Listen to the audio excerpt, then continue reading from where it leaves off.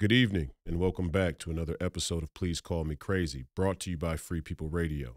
I am your host, Royce White, and I am here at Free People Radio in the belly of the beast, Minneapolis, Minnesota. Today we have another incredible family and friends episode. Our guest is none other than the great Steve Bannon. Steve Bannon is considered to be one of the most brilliant political minds in the world. His opponents and detractors would say he is one of the most dangerous political minds in the world. But as a comrade, a friend, and a mentor in this fight for freedom, I consider him to be one of the most genuine political minds in the world. Without any further ado, I bring to you the great Steve Bannon. Thanks for being here today, Steve. I really appreciate it. It's actually an honor. I want to say welcome back to YouTube, first of all. I know I've seen you on YouTube, a few different shows. They've allowed you to guest on a few different podcasts, Tim Pool and Jason Whitlock and some others, and leave you up there. And I say that because it was your work in the earliest days of War Room Pandemic that is now one of the most downloaded podcasts all around the world that drove me to reach out to our mutual friend, Jeff Quatnitz, and get a hold of you.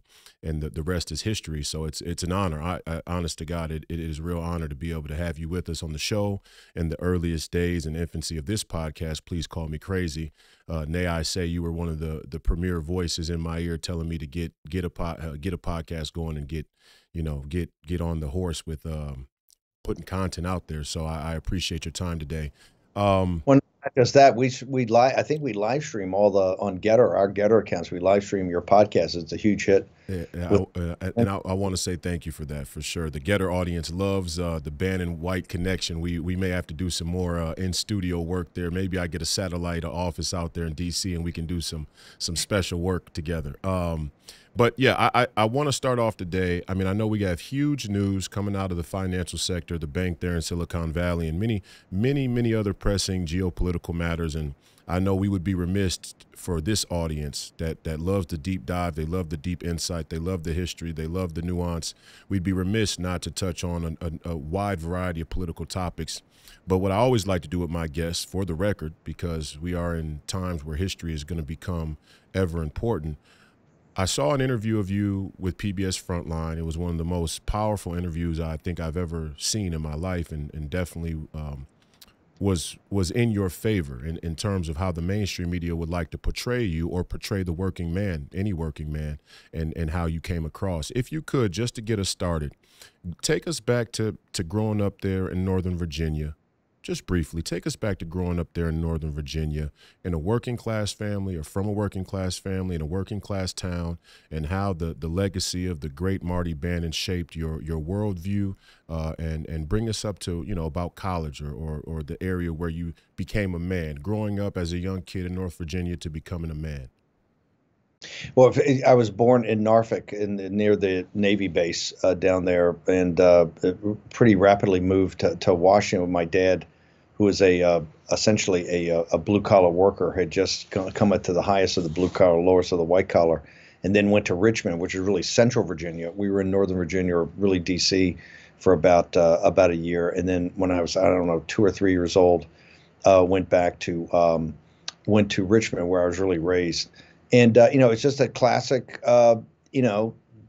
Irish Catholic working class family, 5 kids, a mom who was a homemaker. My dad essentially could support the entire family off a working man's wage, one wage earner, with the benefits at the phone company. And he was a company man. His father, in fact, somebody told me one time, I think they may be the only two. His dad worked 50 years for the phone company, and my father worked 50 years for the phone company. So these were, and the family was, that were not firemen or policemen, were or in the Navy or the supported the base in Norfolk, which at the time was, and I still think, the largest naval base in the world, were with the telephone company. And so, it's just a kind of classic American Irish Catholic family that the whole life was around the church and around the family and around the company, around the work. So I was raised and went to a Catholic school, Benedictine nuns taught me in grammar school, and I went to a military prep school run by the Benedictine monks in Richmond, and then went to college with about 20 guys from my class, which was an engineering school, principally an engineering school. I was in the College of Architecture, in kind of the planning. I got a degree in environmental urban systems, and then I was always going to go in the Navy. One of the reasons I didn't want to go to the service academies, I knew I was going to go in the service afterwards and want to have a little time as a civilian. So went into the service, and then spent 4 years at sea, 3 years back in the Pentagon as the special assistant, one of the special assistants to the chief of naval operations, and got a master's at Georgetown in national security policy. At the time, learned both my time in the Pentagon and my time at Georgetown was amazing because I learned from the best people in the world at Georgetown. It was a program I think Gene Kirkpatrick had started on national security studies, and given that my entire military experience was in Asia or the Middle East, I was in the destroyer that was part of the Pacific Fleet, but really part of the historic Seventh Fleet that won the war against the Imperial Japanese. And so we were in the South China Sea, Taiwan, all the places are hot spots today. East China Sea, I was there as a young man in my early 20s, and then to the Persian Gulf, off of Iran during the hostage crisis back, I think, in 1979, 1980. So, and I came to the Pentagon the first day of the Reagan administration, saw at a very senior level what the war plans were, had the beginning of the takedown of the Soviet Union. So I was blessed, went to Harvard Business School, and then went to Wall Street, became a financier. So just it's very typical American family that put, blue collar family that put family first and the achievements of the family first, and really based everything on education. And you had to get an education if you wanted to get out of the kind of the Irish ghetto, right? The glass ceiling that the Irish always put on themselves. You got to get an education. I always prided myself of going to what I knew early on is I wanted to compete at the highest levels against the best and the brightest. And that's whether Georgetown or the Pentagon or Wall Street or Goldman Sachs or Harvard, just get in there and compete with the best and mix it up and see how you match up. And you were somebody, and I always find that the mainstream media is most afraid of guys who saw the mainstream machine from the inside, right? And that's kind of their angst or their sort of urgency, their scare around a person like Kerry Lake, who spent time in the newsroom, who spent time inside the media industrial complex, knows how it works, knows the gears, knows how to push back, knows the line of questioning, the way they corrupt the narrative. You're also one of those guys who spent time inside the machine, whether it was, you had some work there or some business in Hollywood, and I know that you had some great business ventures there in the media world, but also working at Goldman & Sachs on Wall Street. What were the things that you saw during your time in working in media or working there on Wall Street that sort of preempted your what would I say, your populist, your nationalist populist leadership today? What were those red flags that you witnessed coming through those machines? Well, this is why I'm not conspiracy theorists who don't believe in conspiracy, the Illuminati and the Bilderberg Group and all that, which do have elements of it, but it's not the way the system works. And I was blessed by both the Pentagon, first of all, deployed with the American fleet, where it really is the extension of American power throughout the world, particularly in the Middle East and in Asia. And then coming back to the Pentagon and seeing it at the highest levels, right, with the section I was in, to see it at the highest levels. Then HBS, Harvard, and then to go to Goldman Sachs in the merger department, where I think I was the 25th or 26th guy hired in the renowned merger and acquisition department of Goldman. I then had the opportunity to work throughout Europe and Asia. I had my own firm, whether it was Hong Kong, Paris. So I did a partnership with a French bank, Societe Generale. So I got over a 20 or 30 year period to be able to see at the highest levels in the rooms where the decisions are made, whether that's decisions of war and peace, national security, whether it's in finance, Hollywood, the same thing when I started my firm out in Hollywood.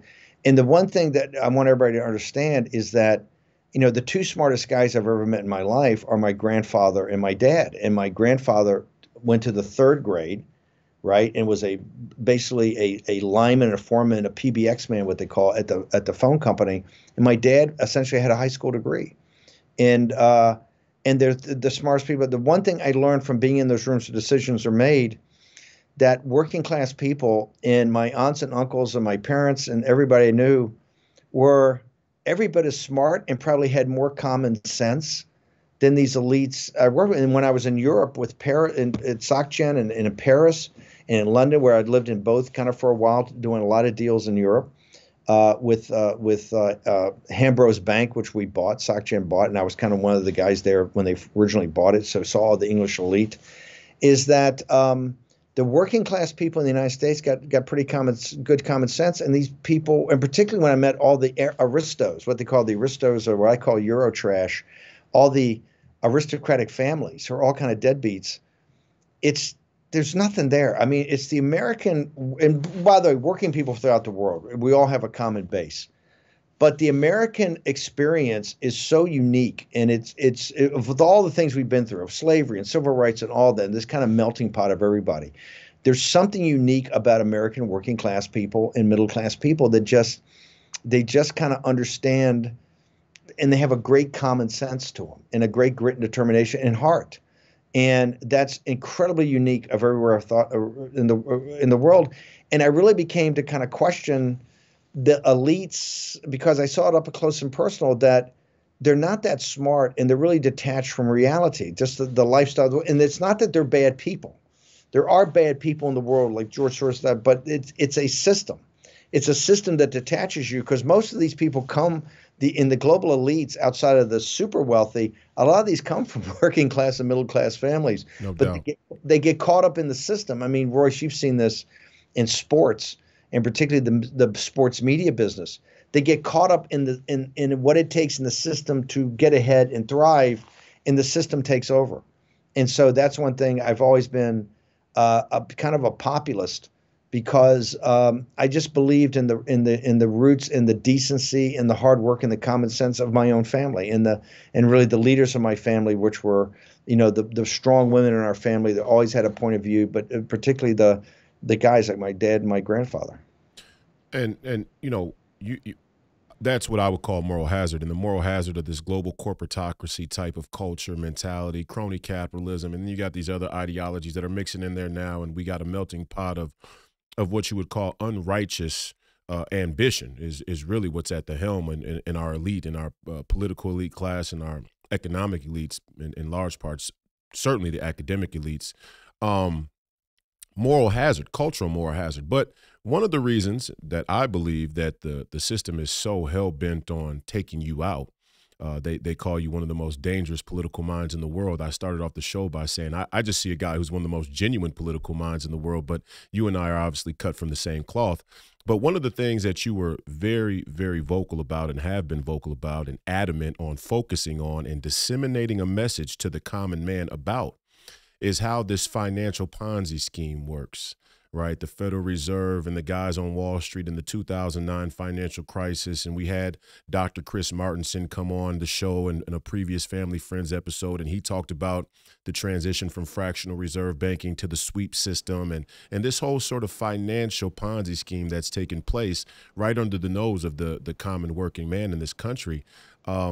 Take me through that. Take me through not Goldman Sachs, but the 2009 financial crisis as you see it, how it unfolded, and where the decisions were made and where they could have possibly been made to put us in a better direction. It was a combination of kind of the administrative state or big government, but really also driven, which the Republicans wanted to hide for years, of corporatist banking. And you had this financial crisis based on mortgage-backed securities. But basically what you had is a system where people wanted to get higher returns, right, that really weren't going to come from just letting people look at these securities. So they kind of bundled these things. And then you had this massive meltdown of these investment banks that really weren't regulated properly, Bear Stearns and Lehman Brothers. And what happened is that Lehman Brothers was the center of the commercial paper market. And the smartest guys in the world, when they let that, they finally said, we can't take any more moral hazard by bailing guys out. We have to let this fall. What they didn't realize, the smartest guys in the room, that Lehman Brothers is at the center of the system that really lets the GEs of the world and everybody have cash overnight and really be able to make payroll or be able to, buy food for this cafeteria. They all go in this commercial paper market that rolls over 24 hours a day. They didn't realize that. And you think about it, they're so smart. How'd they miss that? Yeah. Lehman cratered, it created hard. And after a couple of days after it went into bankruptcy, I think 3 or 4 days, they went over to see Bush, because this is right in the middle of the 2008 election. This was the second week of September, of which Sarah Palin and John McCain, I think, were 1 point up on Barack Obama, right? This is after he had the issue with his the Christian preacher. He was part of his church. Jeremiah Wright. Jeremiah Wright. There was some controversy, and Obama had been way ahead, but now it was a tight race. And what they did is they went in to see Bush and said, hey, look, and this is a guy who used to work for at Goldman Sachs, Hank Paulson, who was Secretary of the Treasury, and Ben Bernanke, head of the Federal Reserve. These guys go in the Oval Office and say, hey, look, this thing, we didn't really realize that this was centerpiece, and this is starting to crater, and we need $1 trillion. Back in that day, an unbelievable amount of money, $1 trillion, and we need it by 5 o'clock, or the American financial system is going to collapse in basically 24 to 48 hours. And the world financial system may collapse in 72 hours, and we could have global chaos. And Bush goes, well, I don't have the authority. You got to go see Nancy Pelosi. And then that lit the fuse in the Oval Office, I think on the 17th of September in 2008. That lit the fuse that went off on Donald Trump's presidency, because every time you've had a financial crisis in world history, you've had a populist reaction to that, because the people are about to get screwed in a big way, both from the collapse of the system and how that they rejuvenate the system, which is always on the back of the working class, which was here. What happened, and think about, and what got me thinking, I said, in the 20th century, we fought some of the greatest bad guys in history, Tojo and Hitler and Mussolini and the Soviets. And I mean, we fought a who's who of bad hombres, and not one of them came close to doing what we had done ourselves. None of them had come close to collapsing the American financial system. None of them come close to having the American financial system collapse and take down the world financial system. No way. Germany didn't come close to it. The Bolsheviks didn't come close to it. The enemy within. Enemy within. And I said, how did this happen? And so, and that led, and that's, it was a life-changing moment for me. I'd kind of, at the time, was segueing out of politics to look at being a filmmaker. I made one film. I had made a film in years because I couldn't find a topic. And I said, since I understand this from my HBS, my Harvard background, and my financial experience at Goldman in my own firm, I understand this. I got to jump into it. And so that led the whole thing of me getting really involved in meeting Andrew Breitbart, doing a bunch of films about this, really becoming part of the Tea Party movement, and then being ready when Donald Trump kind of came on the scene, this populist nationalist movement. But, and you don't think we're out of it. The same, we've never solved the problem. Remember, President Obama came in, and what led up to that was not his fault. He came in and won a couple of weeks later by a big number, right? I think 3 or 4 points. He took over a problem. He took over a problem. But Biden and those guys were part of the problem. They were there the whole time. But here's the thing that's so funny is that he's presented as the most progressive politician in American history. But if you look at it, there's a great book called Confidence Men, I think it was, that talked about the inner workings of the first 2 years of Obama. And Obama was a constitutional law professor. He's a brilliant guy, but his line of work is constitutional law. He's not a finance guy. He's not a guy from Wall Street.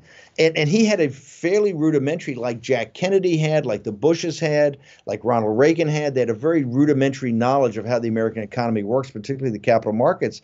And he essentially turned it over to people that he brought in. And their solution was to save the system. And they were, at that moment, it was about saving the system. The crisis of the the first year of President Obama's term in office, administration, was the system was in a free fall and about to collapse. And they came up with a solution, which was to take the balance sheet of the Federal Reserve, which we had never done before, and actually have the Federal Reserve essentially print money. And that money would be infused into the system to push up assets, real estate assets and stocks and bonds. And we would save the system by doing that. And in the minutes of the Federal Reserve, there's guys like Dick Fisher, these presidents of these Federal Reserves, a lot of guys are going to sit and take interest rates to zero and sometimes negative interest rate. Basically, infuse the system immediately with cash. It'd be like this, for instance, if in your own life, if all of a sudden you had a credit card problem and you were broke, you had no cash, you got laid off and you were cash, and a friend came over or a family member and said, hey, I'm going to give you a couple $1,000s. I'm going to fuse your system with cash, with liquidity, so you can start paying off stuff and you can survive. Yeah. That's in a macro sense what we did. And Obama, the most progressive president on what I call the foreground of the pro wrestling of politics, was actually the most reactionary politician as far as the economy goes. And what they did in the minutes and the arguments of people saying, hey, if we do this, we're going to screw the working class and the middle class, because it's all going to be on their shoulders. They're going to pay for all the bailouts. They're going to pay all the taxes for the bailouts. And with negative interest rates, their checkbooks aren't going to make any money. Their savings account won't make any money. Their money markets will make it. They'll never have any ability to have any other type of capital accumulation in this. But the wealthy are going to make out like nobody's business. And what you had is the greatest, over his 8 years, was the greatest concentration of wealth in American history up to the pandemic. And so you had a progressive narrative, a progressive movement that was waged to get President Barack Obama elected, which basically said all of these different marginalized and oppressed groups, specifically black people, specifically black history, is going to be remedied and solved by us electing this president, in effect. And what they did, but what they did in actuality was they used the federal government as a battle axe to forward a policy that would take money away from generations of working class. Let me just differ one thing, because I think it's very illustrative or emblematic, or what I wanted the point to make. When that came after Obama was in. If you look at the way Obama ran as and I've studied his primary campaign against Hillary Clinton very closely, because I used many of the same techniques to defeat her with Donald Trump. Barack Obama didn't run as that. Barack Obama came forward, and he didn't really make race an issue. It was Jeremiah Wright and Hannity, these guys who tried to do it later. He came forward as an anti-war populist. He took on the same system that Donald Trump took on. Absolutely. And his early speeches are a total fire breather. He wanted to get out of the wars. He was really against the administrative state. Barack Obama presented himself and defeated Hillary Clinton, of which Bernie Sanders never did, because Barack Obama presented himself as someone that was going to stand against the neoliberal, neocon world order, which we see collapsing now, since he started running in 2006, basically 16 years after he first really came on the scene, okay? Barack Obama in the primary, and Barack Obama took it to Hillary Clinton all the time on this very topic. Something Bernie Sanders had 2 shots, and this is when people come, Bernie said, Bernie Sanders is a wimp. Barack Obama brought the heat. Barack Obama didn't really run, I didn't think, as a progressive. That's what so many whites, I think, came to him. Around him. They built that on him. They built it on his back as a convenient thing to do Exactly. But he ran as an anti-war populist, 100%. taking on neoliberal, neocon. Now, when he steps into office, he's actually presented with, okay, brother, you talk big. The neoliberal order is collapsing immediately, and you're going to get blamed unless you bail us out. They go to a neoliberal reactionary system. That's why I think so much of what I call the window dressing, the pro wrestling, was Obama doing all these things afterwards. But the core, and he also got sucked into supporting the neocon order. To me, Barack Obama as a political figure, quite frankly, is a tragic political figure. What he represented at its core essence, I realize people say I'm insane, is not that different. It's different in degree, but not in kind, of what Donald Trump actually ran on, which is to confront the neoliberal, neoconservative order. And we did, obviously, as right-wingers. Obama did it as center-left.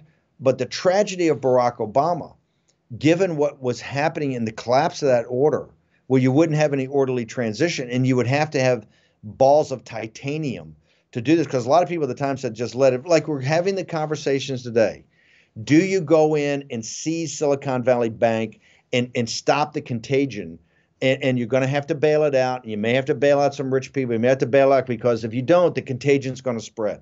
Obama was basically presented with a thing in the defining moment that if you don't step in here and step in the most massive way that's ever come in American history, the system will collapse around you. And of course, you'll be the black president. You'll be the black Hoover, right? Because they won't remember that Bush brought this on. They're going to remember that you were there just like they didn't remember Harding and Calvin Coolidge and the other guys that had the Roaring Twenties that helped bring it on. They just remember Hoover, right? So Barack Obama, to me, politically, is a tragic figure. He ran as an anti-war populist. He ran as somebody's going to take on the neoliberal neocon order, and because of the events of the time, he ended up actually being the biggest proponent of this. He was the savior of the neoliberal order, at least for a moment in time, and it led to the greatest concentration of wealth, something he would have never envisioned, and quite frankly, have fought.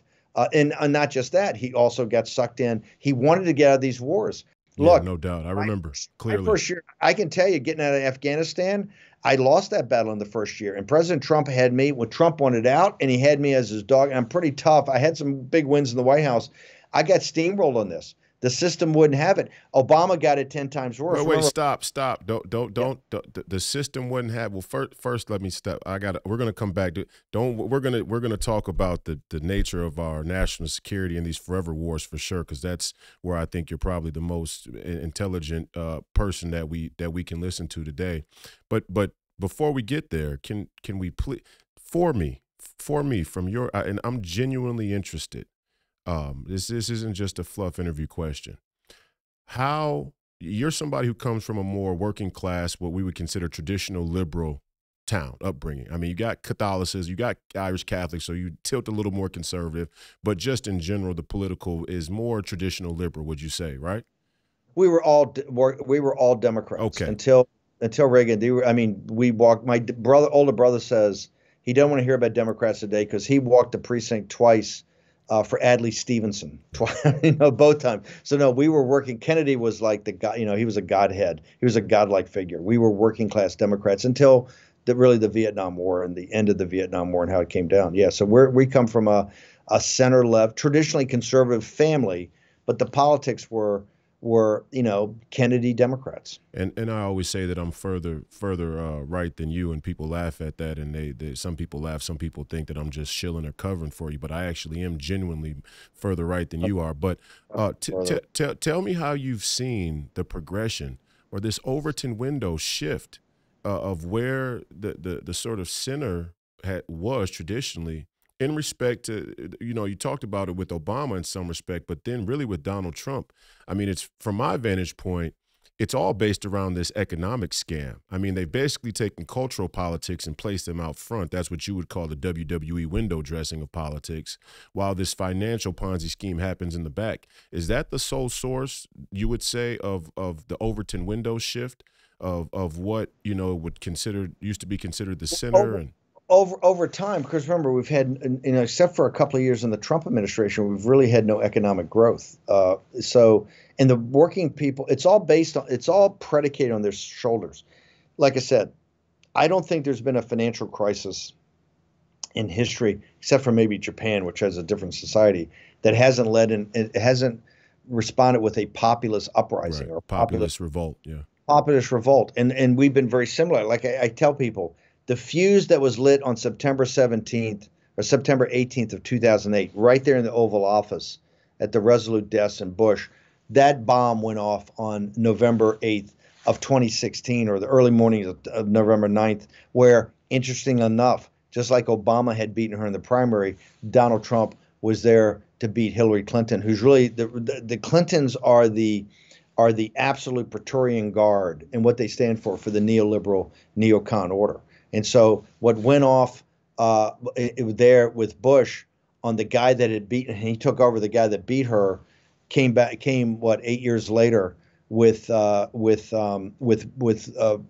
Trump. Now with Trump, remember, when we took the oath of office, there had been basically $880 billion on the balance sheet of the Federal Reserve on the day of that day of the meltdown in the White House in September 2008. When Trump took office, the oath of office on the 20th of January 2017, it was $4.5 trillion. Those trillions of dollars, unheralded in American history, had been infused into the system to basically prop up asset classes and lead to the consolidation of wealth. That's what we were handed.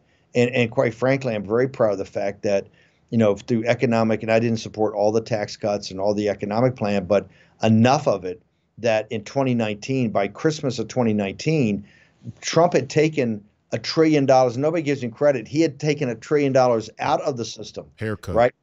He had haircut. He had done a quantitative tightening, not easing, to take to let the asset bubble start to deflate before he had a problem.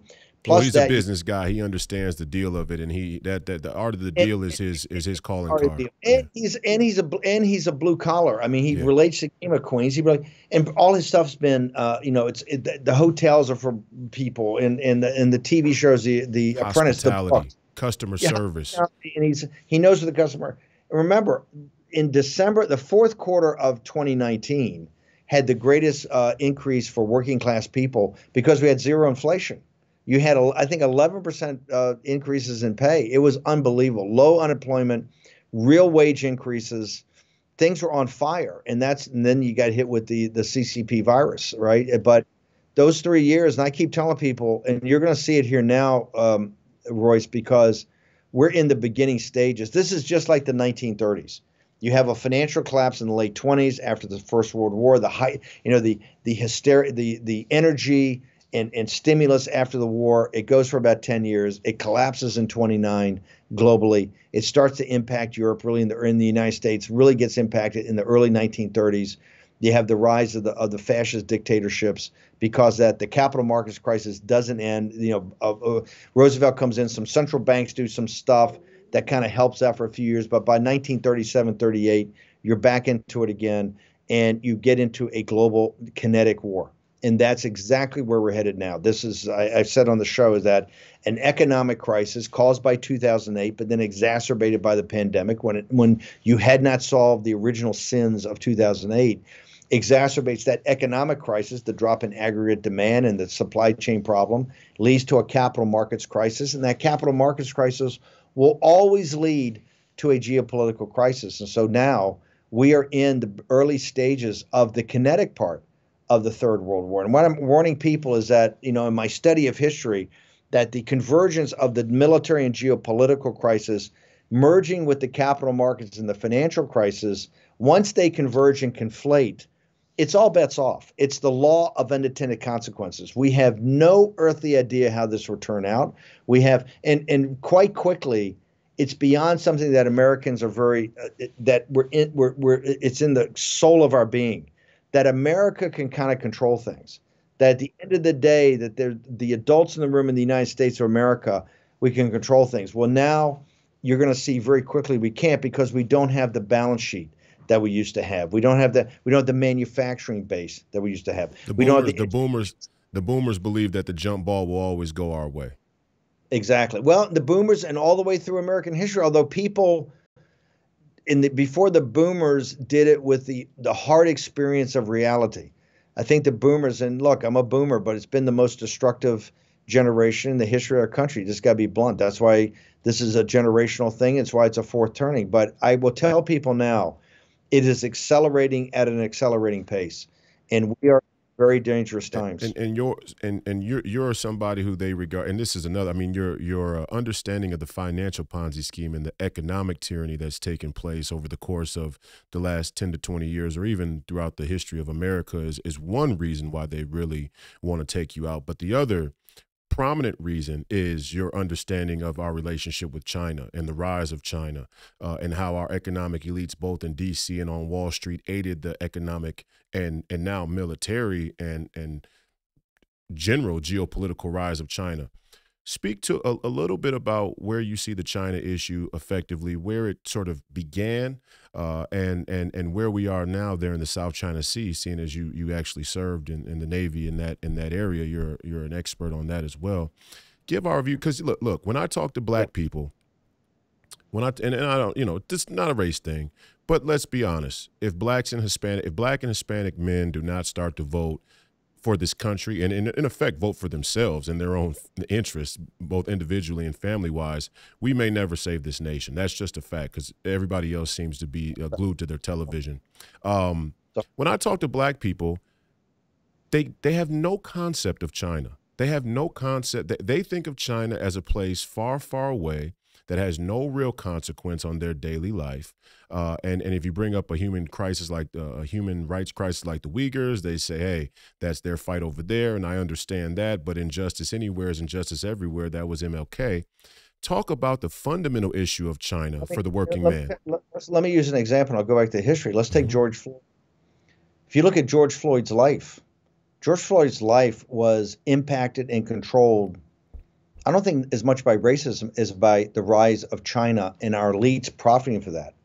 Remember, George Floyd came from thinking what should have happened to him at the end, he should have been up on his lake house, closing up his his house on the lake for the summer, or opening it for Memorial Day.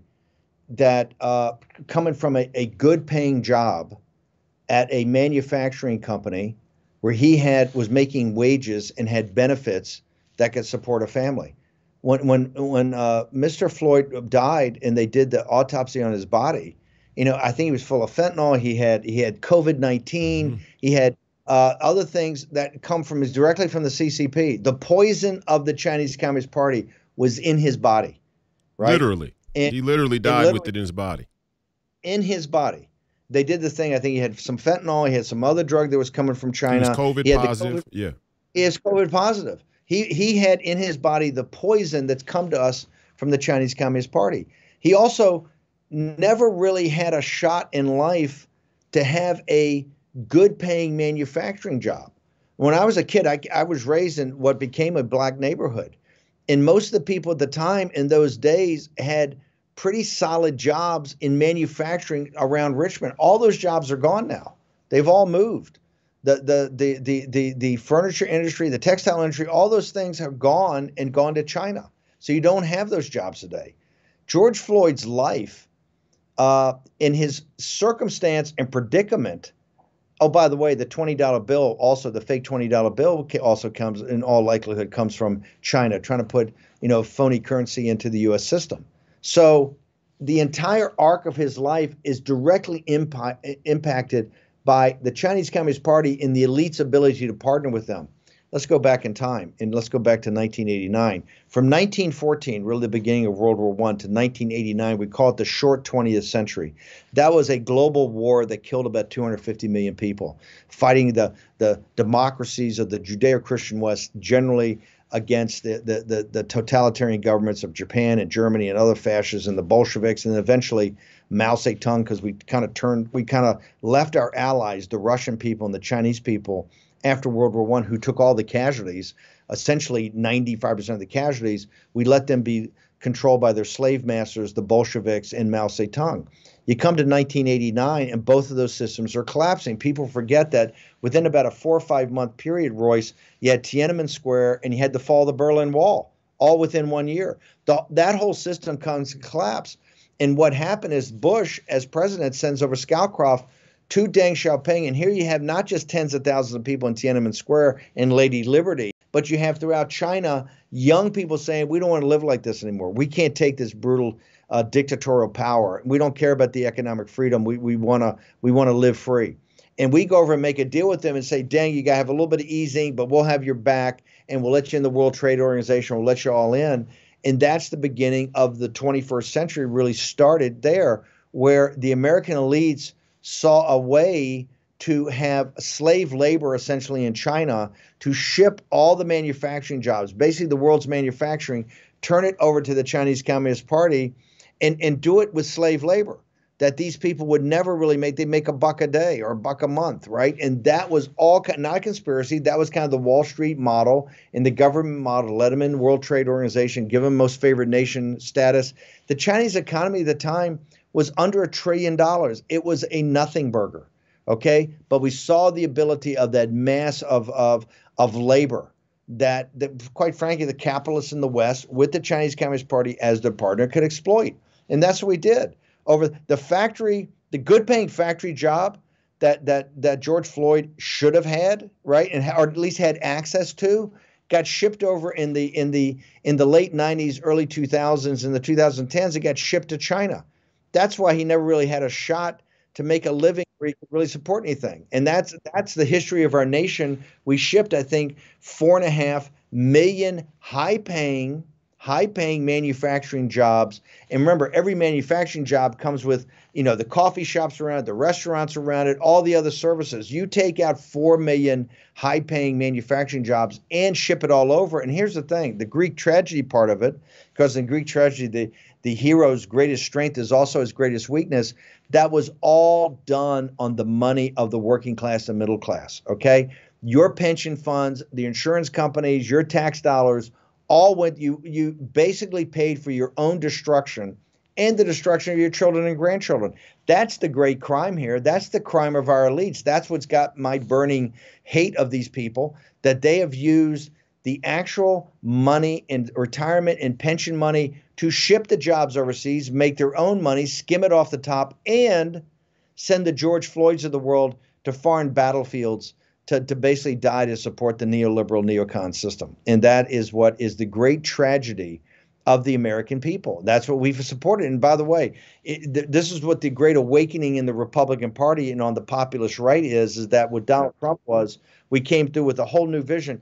This is the way you really got to look at the world. Don't look at it the way that the media, including Fox News, is trying to show you, because that's a sucker's play. All Fox News is the center-right version of the neoliberal con order that the New York Times and MSNBC and CNN is the center left. And all they want you to do is divide you on these things that at the end of the day don't make any difference. What makes a difference is capital and money and jobs. And because once you sort that out, the rest of the stuff falls in place, right? The rest of the stuff falls in place. It's the reason, Ice Cube has had this plan that President Trump worked on and Jeff Quatness worked on. They're so dedicated, which has been my thing. They want it's a system to basically get $500 billion of capital into the black community. Because I keep saying you can have all these jobs for you can do all this stuff. It's all marginal. You get capital into the black community, and it'll sort itself out. They're great entrepreneurs. By the way, you're going to have failures. You have failures everywhere. But the entrepreneurial spirit of the African American community will figure it out. They will figure it out. But you got to get access to not just bank lending, you got access to private equity, venture capital. That if you do that, yes, you're going to definitely have some failures. There's no doubt. There's going to be a lot of zeros that go zero, but you're going to have more successes, and you're going to build generation after generation of entrepreneurs that know how to use capital and put it to work. And so I think that this is the system that right now the system's totally upside down. We have a greater concentration of wealth than Obama, because what happened, the CCP virus, and then basically some decisions were made. Now we have right now we're sitting on a system that under 1% of the citizens of this country control more wealth than 90%. And you got to remember, if the revolutionary generation came back, and look, some of those individuals, slaveholders, given the society they came from, they were all white men. But if they came back today, they would spit on the floor about what we've allowed this to happen to this country, because they would say, and hang on, we put our lives on the line to break free from a landed aristocracy and monopolistic mercantilist capital as provided by the British East India Company. Remember, John Hancock and Sam Adams, these guys, they were smugglers. Their job was freebooters. They were going around the system to say, the system doesn't work for me. I'm not buying into the crown skimming 20% off the top or giving a letter of marque. No to economic imperialism. Say no. Say no. And what we've allowed in this country is a sin. Yeah. We've allowed a system of oligarchs, both on Wall Street, Silicon Valley, and in the corporatists, global corporatists, to control the nation, not the working class people. And this is also, I think, the great failure of Bernie Sanders and the populist left. It's been nothing but a pillow fight. They had 2 shots to take on Hillary Clinton. I am very proud of the fact that when I stepped into the campaign with, basically 90 days to go in 2016, when Trump was pretty far behind, is that I was brought in for one reason. I had spent years studying the Clintons and putting the wood to them at Breitbart. I knew exactly what their weaknesses were as globalists. I knew exactly what their weaknesses were as defender of the neoliberal neocon order. And Trump's campaign, where it changed, was to take the heat, take the torch to the enemy, show the country of what she stood for. And I knew that working class Democrats and independents in Michigan, in Wisconsin, in Pennsylvania, in Ohio, in Iowa, that upper Midwest, that we could pierce the blue wall, which we did. And this is not only have they created this economic Ponzi scheme to fatten their own pockets, but the really frustrating thing for me as a young black man growing up in this country and kind of watching this whole thing take place and becoming aware of it, the really scary and frustrating part is that they've gotten black people or all disenfranchised working class serfs, as we would now rightly identify them. They've gotten them all to believe that they're doing these things in their interest. I mean, that's kind of the next evolution of this whole Ponzi scheme is you're disenfranchised. There's no way for you to move. Now we have to go to these elaborate fourth industrial revolution sort of tactics with tech and digitalization, automation to create new jobs for you or new ways to basically be poor and have no meaning in your life, which is like virtual reality and porn and all these other things. This is why I'm such a strong, I've been such a strong advocate of restrictive immigration policies, not just on the southern border, which clearly is an invasion, and it's there to, and it's just destroying the black working class and Hispanic working class because, and they brag about it. I mean, the Biden and these guys don't hide it. I mean, the Fed talks about it all the time. They have to bring down wages. Like I said, the biggest problem we have in the country is wages of black Americans and working class Hispanics. That's the number one problem. They make it the number one problem. And this system, they brag about the fact they got 1 million illegal aliens that came through this gamed asylum system in the workforce, including, as the New York Times shows last week, 130,000 kids of essentially indentured servants, quasi-slave labor. They're proud of it because they bring down the wages. They want to.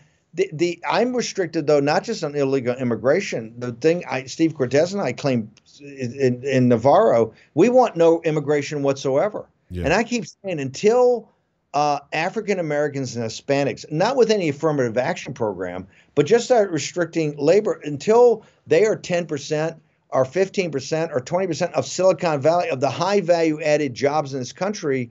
Why are we importing the world thing? Because trust me. Well, the Nancy Pelosi, but you gotta remember the Nancy Pelosi's and the AOC's and the Joy Ann Reids of the world say that the blacks and Hispanics can't do those jobs. They're not qualified. They're not trained. They can't be trained. They're monkeys. They're deplorables. They're exactly what Hillary Clinton would have called the broader echelon of working class, humble, common folks in this country. In so many words, by their policies, they absolutely believe that. Absolutely. They believe that they're smart. I keep saying no. I don't think the African community, American community, is not as smart as the rest of the world. I don't think Hispanic community. What I think is that you have these STEM. You've turned education before they got into all the grooming. You turned it. You took history out. You took art out. You took everything out to make it STEM: science, technology, engineering, and math to pass the schools. But then you don't have any minority. You don't have blacks in the engineering schools. We have to get access to the engineering schools. Why don't you have access to the engineering schools? It's not because blacks and Hispanics are any dumber or don't, because the schools understand the scam. The in-state students come at $15,000 and the international students come at $55,000 or $60,000, and that vigorish helps to perpetuate the system. So you go to the engineering schools and it's all foreign students. I have no problem with foreign students whatsoever. But I want to see American citizens in those engineering schools, because those engineering schools are then going to, and IT are then going to lead to high value added productive jobs. The system, and here's the crazy thing, is that and I do think you're seeing a definite awakening among African American men and Hispanic men. They overwhelmingly vote for the system that's enslaving them. No doubt. There is no possibility. Well, put it this way, Steve. Put it this way. You could also think of it this way.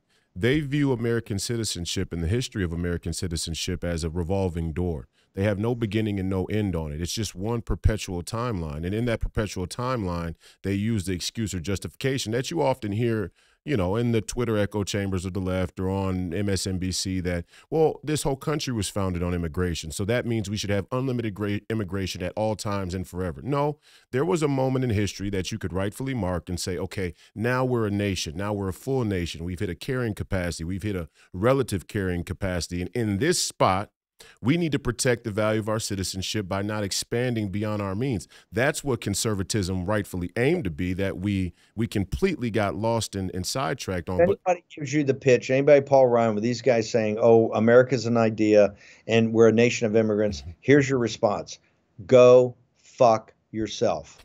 we're a nation of citizens. We've always been a nation of citizens. That's right. The American citizens have put it on their back. And remember, I want to make sure, because I know we've got a short time here. I want to go back to something to make sure, because they talk about America and everything. One of the things they talk about is the capital markets and the money that comes here in the stock market and the bond market, everything like that.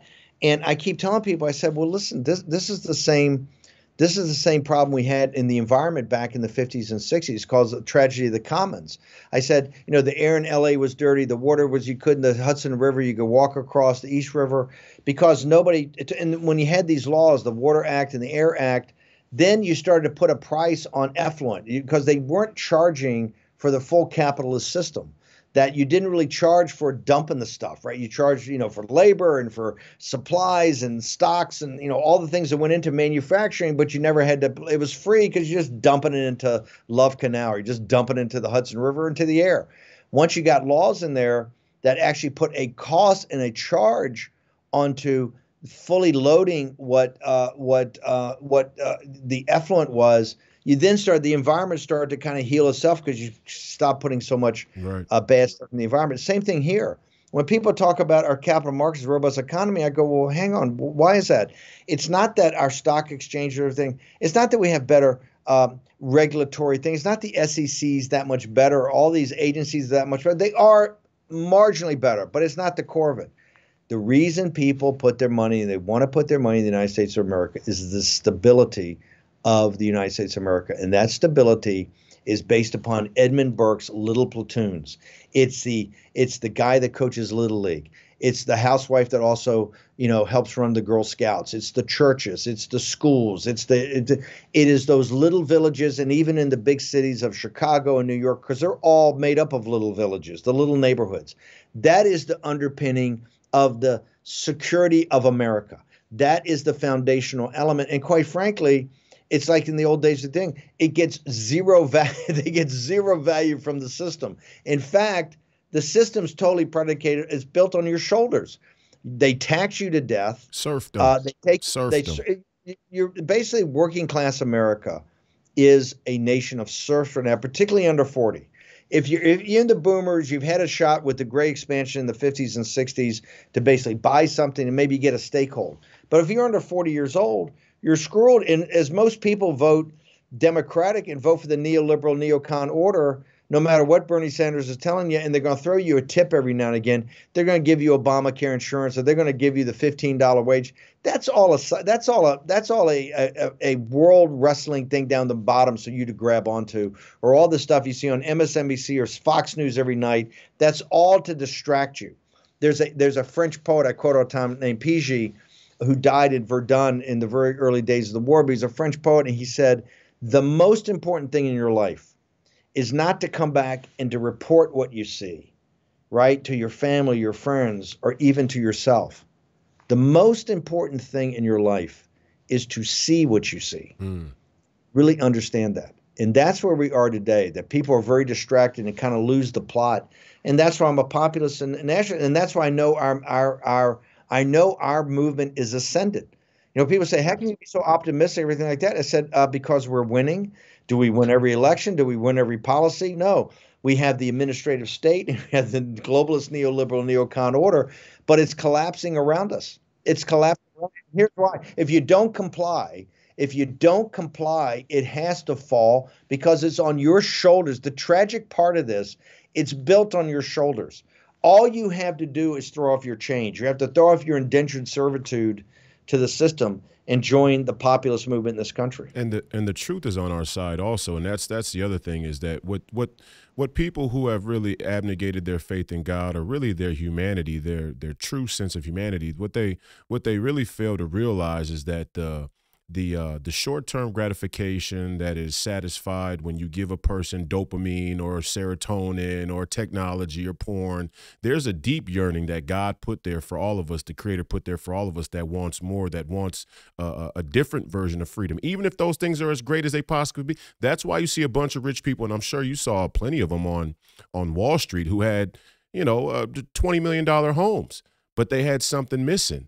Well, if the radical materialism actually makes you content in the end, then the most richest people would all be happy. We know that it doesn't work that way. It's the little guy who has a common life, an agrarian nation of shopkeepers, like our founding fathers intended this country to be, that really wins the day. But before you go, I know you got to run because you're a busy man, one of the busiest men in the whole game.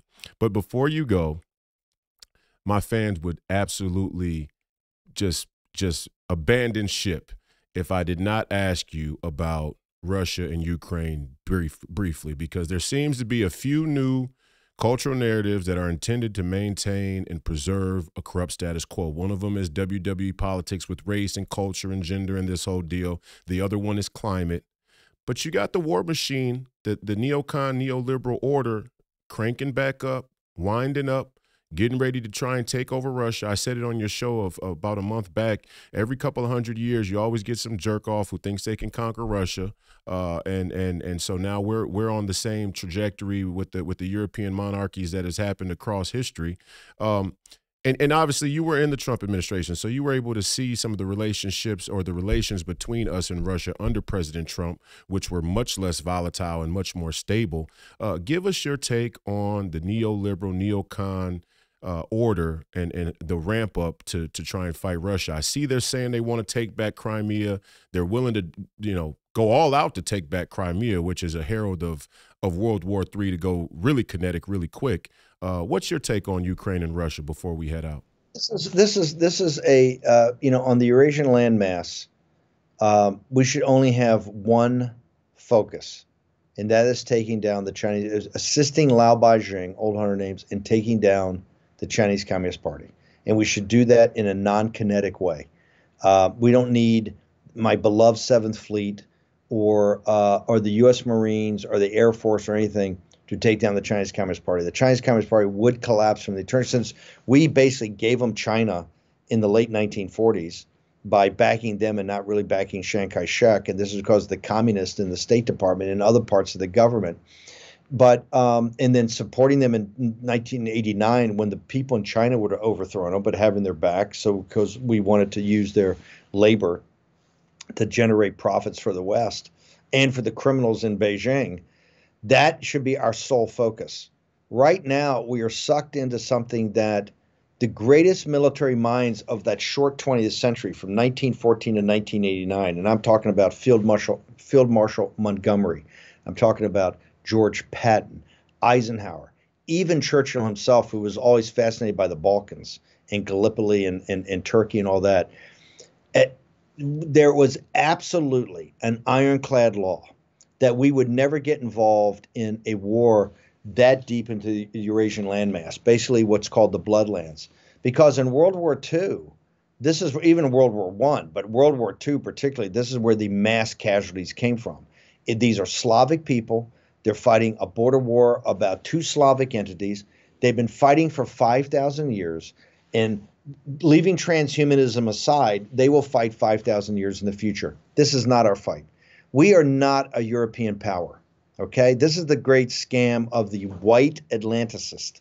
That, the Atlantic Charter. Atlantic Charter and talking about the NATO and everything like that. No, we are a Pacific power. The Manifest Destiny took us to the ends of made us a continental power. I realize Manifest Destiny, oh my God, Bannon's going there. We're a Pacific power. We have a place in the Pacific. And we bring order into the Pacific. The Chinese Communist Party brings disorder. The elites in our country are obsessed with Russia. And I think there's many different reasons that we don't have time for it today. And I'll gladly come back. But Ukraine is their vehicle to be a proxy for that. And we are being led down the primrose path. And quite frankly, for awakening black men and Hispanic men, all you have to do is cut on MSNBC and CNN any night or read the Washington Post and New York Times. They lather up about this defense of Ukraine and what we're doing in a time when we have to cut trillions of dollars out of our budget in order to at one time get to a balanced budget, so we're not crushing working men and women with taxes and inflation out of control, and that we can finally get control of the Federal Reserve. All they want to do is put literally hundreds of billions of dollars in fighting a proxy war against Russia. And the way they're doing it is insane. We've essentially said, first off, we've killed 40 or 50,000, according to the Pentagon, women and children in Ukraine. It looks like a landscape of the moon. And one of the reasons is, Royce, because I know you're a student of history, and you mentioned it earlier in this a few minutes ago, the Russians always have a bad first year or two, and they always come back. You know why? Because as a people, they just don't give up. And quite frankly, their leaders don't care how many bodies they have to kill in the charnel house. They're just going to keep coming at you with manpower.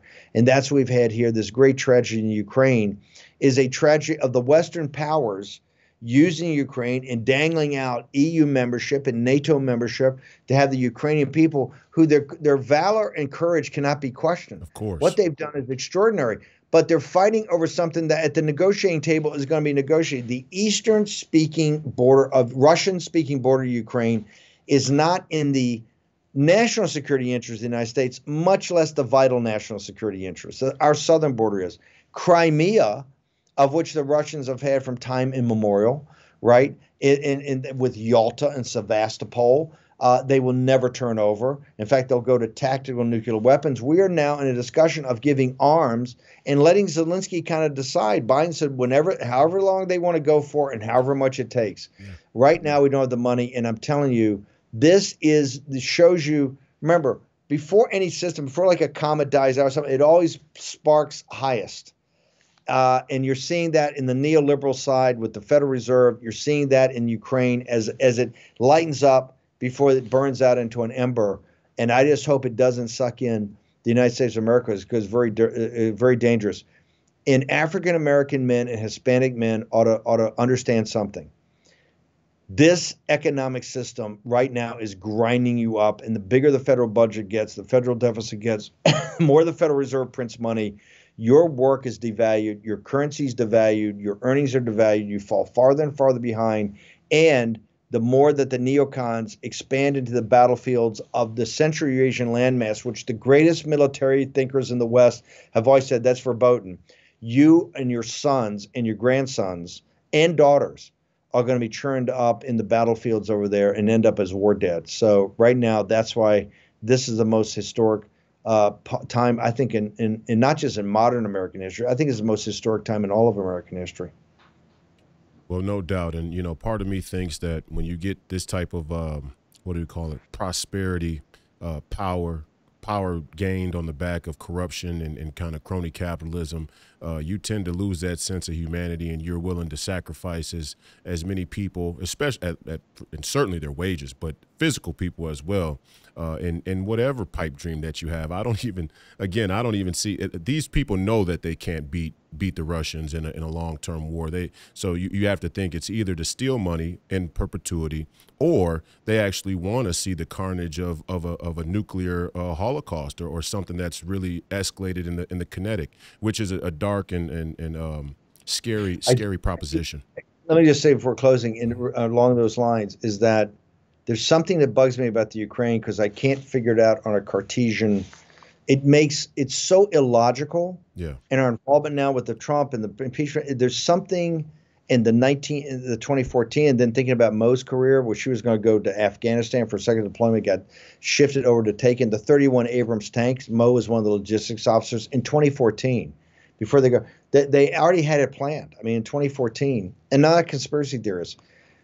There's something so dark that, earlier today, 419-0, the House of Representatives voted to turn over the Director of National Intelligence, which the CIA and DIA report to turn over every shred of evidence that exists right now in the intelligence community on what happened on COVID-19. Everything they know has got to be declassified and turned over so the American people can see it. There's something going on in the Ukraine. I don't know if it's bioweapons labs. I don't know right now, but there's something that they're obviously not being straight with you, because it makes no sense. It's more illogical even in the way they're running the economy. No doubt. And remember, today, as we leave this show, it's playing Friday night, the second biggest bank failure in American history, took place today, with California regulators stepping in before federal regulators and shutting down the bank. The only bigger bank failure in our country's history happened in 2008. Okay. We are back to that, the insanity. And part of this was about government securities that bank owned that are blowing up in their face because of the Biden regime's economic policies and the Federal Reserves, of which, Royce, you've been one of the leaders and thought leaders in our country in exposing. The other part is this Ukraine war. In a time that we need to dramatically cut the federal budget, and people in this country don't have pensions, they don't have health care. They don't have $500 cash. They don't have $500. We are paying $5 billion a month right now. We're putting in to pay the pensions and the health care of the Ukrainian people. It is insanity what's going on in Ukraine. There's something not right. I know we're going to get to the bottom of it, but just right now we have to say no more money to Ukraine. Absolutely. Not one penny. Not a penny there, not a penny for the debt ceiling. Well, Steve, thank you for joining us today. I really appreciate the time. I know you're a busy man. We hope to see you again in the future. We appreciate you guys streaming the podcast on War Room's Getter. Well, we stream it. We stream it. Now, I tell you why, we stream it for very practical reasons. We get a massive audience. You have a huge following in the War Room Posse. I appreciate that. It shows 25 or 35,000 people watching it live just on our system. We know you get all your other systems, and people love it. They can't get enough of it. And I want to say thank you personally, because no matter what the mainstream media, I got a bunch of mainstream media headline stories here about how you're some far right-wing, white nationalist, racist, conspiracy theory, and the list goes on, a danger to freedom and democracy. You're one of the first people that really allowed me to have a national platform, and you put it in my ear early that I had the chance and the potential to contribute to this country and this nation in a great way, and I appreciate your leadership. You're a friend and a mentor and a comrade in this fight for freedom, and we look forward to tuning in. You've already contributed in a great way. Thank you, sir. Your march in the George Floyd situation exposed the beating heart of what the problem is. And that's how you went from a media darling to like, hey, this guy could be dangerous because he's actually a smart guy. He's figured out the problem. Maybe we don't have him on TV anymore. That's the Federal Reserve, which is controlled by our elites and is one of the great metastasizing cancers in our nation's history. So, Royce, you've already, to me, made American history, and you're making a bigger contribution every day. So always glad to assist and be on the show. We love it. We watch it, and our audience absolutely loves it. And the reason is they're pretty good judges of what's meaningful or what's signal and what's noise. No doubt. And that's where you have a big audience, because your show, and you're a serious person. You don't waste time chasing rabbits. And right now we're in the beginning stages of the Third World War. Serious people are going to survive this. Serious people could actually thrive in this, right? But you're going to have to get very serious, and you're going to have to really think things through. So I'm honored to be on here. Thank you. Thank you to the War Room. Thank you to MAGA, all of the nationalist populists out there. We look forward to watching you on the War Room every day. I appreciate it. And hello from my mother. She's a huge fan of the War Room as well. So. Well, we love your mom. She did pretty good job raising you, because you're a true warrior and a good man. Thank you. Thank you, brother. The fight continues. Godspeed to you.